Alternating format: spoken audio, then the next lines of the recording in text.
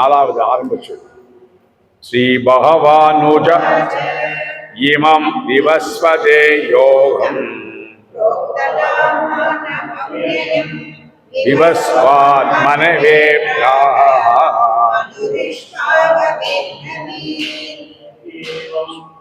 ஸ்ரீ பரமாத்மனே நமஹ. எல்லாருக்கும் தமிழ் புஸ்தகம் கையில் வந்துருந்தா பாருங்க. இப்போ சொன்ன இந்த ஸ்லோகங்கள் அனைத்தையும் தமிழில் ஏற்கனவே இது 3வது நாளாக சொல்கிறோம். ரொம்ப பரிசிரமப்பட்டு எல்லாருக்கும் தெரியணுங்கிறதுக்காக காலத்தை அனுசரித்து ஒரு 10 தரம் இதை தொடர்ந்து அபியாசம் பண்ணிட்டேன்னா உங்களுக்கு அதனுடைய அர்த்தங்கள் தெரியும். அதில் சில தர்மங்கள்லாம் சொல்கிறார் அவர். எதை எடுத்துக்கணும், நம்ம அனுஷ்டிக்கக்கூடிய தர்மத்திலேயே இன்னும் பல நாட்டாலும் பரவாயில்ல, ரொம்ப லகுவாக இருக்குன்னு பல தர்மத்தெல்லாம் எடுத்துக்கப்படாதுங்கிறதெல்லாம் சொல்கிறார். எதா அவகாசம் நம்ம பார்ப்போம். ஒரு பகவத் கிருபையில் 3வது நாளாக நாம் இதை அனுபவிக்கிறோம். எல்லாரும் அந்த தமிழ் எடுத்துக்கோம், நிதானமாக நிறுத்தி சொல்லுவோம். அதாவது நம்ம சொல்லக்கூடிய ஸ்லோகம் அந்த அக்ஷரம் நம்ம காதில் விழணும், நம்ம காதிலேயே விழணும். கிடுகிடுன்னு ஒப்பிக்கிற மாதிரி பண்ணா எத்தனை தரம் சொன்னாலும் அது புரியாது. அந்த அக்ஷரம் எப்படி, அந்த அக்ஷரம் நம்ம காதுக்குள்ளேயே கேட்கணும். கிருஷ்ணாய நமகான்னா நாம கிருஷ்ணாய நமகான்னு சொல்றது அடுத்த வாழ்க்கை இல்லை, நம்மளுக்குள்ள அது கேட்கணும். அது அப்படி அபியாசம் பண்ணணும். டாக்டர் சரஸ்கோப் நேற்று கூட கதை சொன்னேன். உங்களுடைய 2 ஆள்காட்டியவர் அப்படி காதில் வச்சுட்டு கிருஷ்ணாய நமகான்னு எல்லாரும் சொல்லுங்க, சொல்லுங்க, அப்படி வச்சுங்க. கிருஷ்ணாய நமஹா கேட்கறதா? ராமாய நமஹா கேட்கறதா? வெளியில எந்த சப்தம் எல்லாம் கேட்கறதா? அது மாதிரி நம்ம உணரணும். ஸ்ரீ குருப்யோ நமஹா நம்மளால கேட்க முடியும் இல்லையா? அப்போ நம்முடைய புலன்கள் அதைத்தான் சொல்றாங்க. இது பாட்டுக்கு வெளியில சுத்திட்டு தான் இருக்கும், அதை உள்ள திருப்பு, அதுக்கு வழி சொல்லி கொடுக்குற. அப்படி சொல்லி கொடுக்குற நம்மளால முடியும். எத்தனை பேர் இருக்குமோ இல்லையோ, நீங்க இந்த மாதிரி ஒரு இன்ஸ்ட்ருமெண்ட் மாதிரி வெளியில வரக்கூடிய சப்தத்தை கேட்காம நிரோதனம் பண்ணணும். அப்போ பகவத் ஸ்மரணை நம்மிடத்தில் இருக்குமே ஆனால் அது நம்மளை பாதிக்காது. எவ்வளவு வெளியில இருந்தால் அது இயற்கை.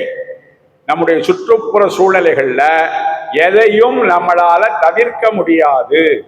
பிரகிருதி ஒரு காக்கா கத்தும், ஒரு சுவானம் நாய் கொண்டு வந்து அது குலைக்கும், அது சுபாவம். நம்ம அதுலெல்லாம் கவனச்சிதறல் விடாமல் ஒவ்வொரு க்ஷணமும் நமக்கு முக்கியம். அந்த அருமை காலம், ஒவ்வொரு சுவாசம். ஒரு நாளைக்கு நம்ம 21,600 முறை சுவாசிக்கிறோம்னு யோக சாஸ்திர நூல்கள் சொல்றது. அதுல விவகாரம் நம்மளை அறியாமலேயே தூக்கத்துல, பேசிட்டு இருக்கிறதுல, சாப்பிட்றது எல்லாமே சுவாசம் நடந்துட்டு இருக்கு.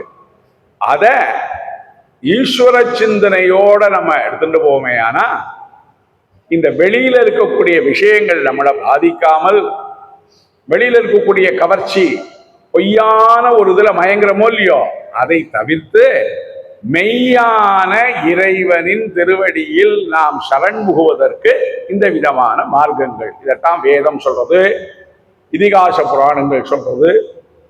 அந்த வகையில 3வது அத்தியாயம் பார்க்கிறோம். நிதானமா சொல்லணும். ஆரம்பிக்கிறோம்.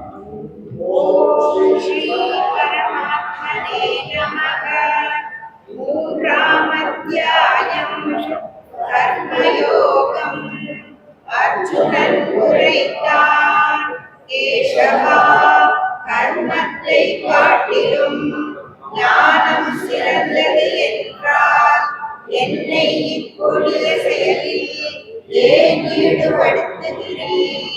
முரண்படுகின்ற வார்த்தைகளால் புத்தியை ஏன் குழப்புகிறீர்? எது சிறப்பை தருமோ அதை நிச்சயித்து கோருங்கள். ஸ்ரீ பகவான் உரைத்தார், புண்ணியனே, உலகத்தில் சாமியர்களுக்கு ஞானத்தாலும் ஓரிவெடுத்து கர்மத்தாலும் நன்னெறிகள் கூறினேன், செய்யாமல் நிலையாகாது. மேற்கொள்வதால் மேன்மை அடைந்திட முடியாது. மொழிதேனும் செயலின்றி இருத்தல் யாருக்கும் முடியாது. தன் இயல்பினாலே யாவும் தன் வசமின்றி செயல் புரியும். செயலும் பொருள்களை அடக்கி மனத்தால் புலப்பொருட்களை எண்ணுகின்ற மூடன் எவனோ அவனே உலகனாவான். அர்ஜுனா, அறிவு புலன்களை மனதினால் கட்டுப்படுத்தி செயலும் பொருளால் செயலை மற்றற்கு செய்பவன் மேம்படுவான். உனக்கான கடமையை செய். செயலின்மையின் செயல் நீங்கா. இல்லையே உலகங்களை பராமரிப்பதும் ஆகாது. கௌந்தேயா யாவொன்றில்லா செயல்கள் உலகை நினைக்கும். ஆகையால் யாவொன்றுடன் மற்றற்கு சேவை செய்வாயாக. யாவற்றுடன் உலகை படைத்து நான் முகம் முன்பு உரைத்தார். இதனால் விரும்பியதை பெருகி யாகமே காமதேனுவா தேவரை யாவத்தால் எழுதி தேவரும் உம்மை பேணட்டும். ஒருவருக்கொருவர் பேணுவதால் மேலான நன்மை அடைந்திடுவீர். யாகத்தால் மகிழ்ந்த தேவர்கள் விரும்பியதை தந்தருள்வார். தேவர் விரும்பி அருளியதை பகிர்ந்தளிக்காதவன் கள்வனே. யாவற்றில் மிஞ்சியதை உண்ணும். சான்றோர் பாவங்களை வெல்கிறார்.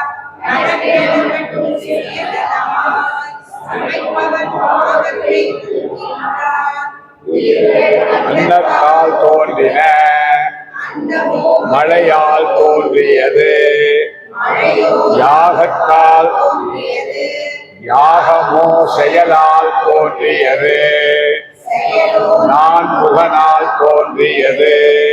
நான்முகனோ அழிவற்றதிலிருந்தான் எங்கும் நிறைந்த பரம்பொருள். என்றும் யாவத்தில் நினைக்கின்றது.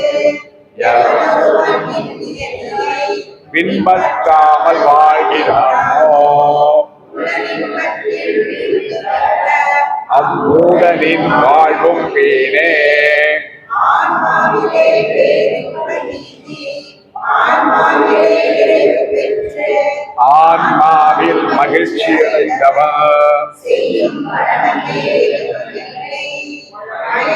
பயன்படுத்தாமலுடன் செயல் செய்யாவிடில் மரணமில்லை. எவரிடத்தும் எதிர்பார்ப்பின்றி எவரையும் சாராதிருப்பான். ஆகையால் எப்போதும் பற்றில்லாது செய்ய வேண்டிய கடமையை செய். செயல் செய்பவன் பரமாத்மாவை அடைகிறான். ஜனகர் முதலானவர்கள் செயலால் முக்தி எய்தனர். உலக நன்மைக்காக செயல் செய்ய கடமைப்பட்டிருக்கிறாய். சான்றோர் செய்யும் செயலுக்கோ உலகோர் அதையே செய்திடுவர். எப்படி நல்வழியோவர் அவர் உலகம் அதை பின்பற்றிடுமே. உலகம் மூன்றிலும் என் கடமை. எதுவுமில்லை பார்ப்பனே. பெறாதவை பெறப்படாதவை செயற்படுகிறே. பார்த்தனே. என் கடமைகளை நான் கவனமாய் செய்யாவிடில் மனிதர்கள் எல்லா வகையிலும் நான் என் செயலை செய்யாவிட்டால் அழிந்து போவார். சீர்குலைவு செயலில் பற்றுள்ள மூடர்கள் அங்கனம் ஞானிகள் செயலில் பற்று கொண்டவனை பிறரையும் செயல் செய்ய வைத்து பிரகிருதியின் குணங்களாலேயே செயல்கள் செய்யப்படுகின்றன. ஆணவத்தால் மயக்கமுற்றோர் தானே செய்பவன் என்று எண்ணுகின்றான். ஆனால் குணச்செயலே குணச்செயலின் தத்துவம் அறிந்து குணத்தில் குணமே என்றறிந்து செயலை மற்றற்று செய்கின்றான். அன்பின் குணத்தில் மயங்கி குணத்தால் செயலை செய்கின்ற ஞானம் நிறைவாக தீரனை அறிவார்ந்தோர் குழப்பலாகாது. எண்ணிய செயல்களை அர்ப்பணித்து ஆத்மீர் மனதை நிறைத்து ஆசை அகன்று விட்டொழிந்து பதற்றமின்றி சற்றை விமர்சிக்காமல் உரையோடு எனது இந்த கருத்தை பின்பற்றுவதோடு கர்மத்தினின்று விடுபடுவார். ஆனால் எனது கருத்தை இகழ்ந்து பின்பற்றாதவர்கள் அனைத்து அறிவையும் இழந்த விவேகமற்றவர் சிந்ததி. உயிர்கள் வாழ்வதும் அவ்வாறே. யாரேனும் தடுக்க முடியுமா? விருப்பு வெறுப்புகள் உண்டு. இவை மனிதனின் பகைவனே. அது தருவது அச்சமே. தன் தர்மம் தருவது மேன்மையே. வாஸ்மேயா விரும்பாவிடினோ தூண்டப்பட்டவனாய் மனிதன் பாவம் செய்கிறான். ஆசை கோபம் இவ்விரண்டும் உன்னை விளங்கும் பெரும் பாவமா. நெருப்பை புகை சூழ்வது போலே மறைத்தல் போலே கருப்பை அறிவை ஆசை மறைத்திடுதே. நிறைவு அடையாத ஆசை ஞானிக்கு என்றுமே எதிரே.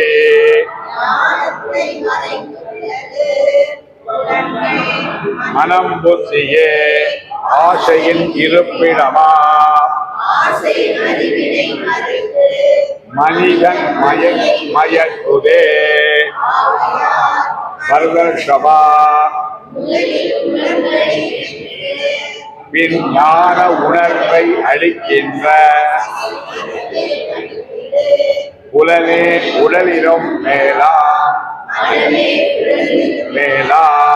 அறிவே மனதிலும் மேலா அறிவிலும் மேலா உணர்ந்து செல்வதற்கரிய ஆசையை ஓம் தத்சது இங்கனம் யோக சாஸ்திரமா கிருஷ்ணருக்கும் அர்ஜுனருக்கும் இடையில் ஸ்ரீமத் பகவத்கீதை என்னும் உபனிஷத்தில் கர்மயோகம் என்னும் 3ஆம் அத்தியாயமா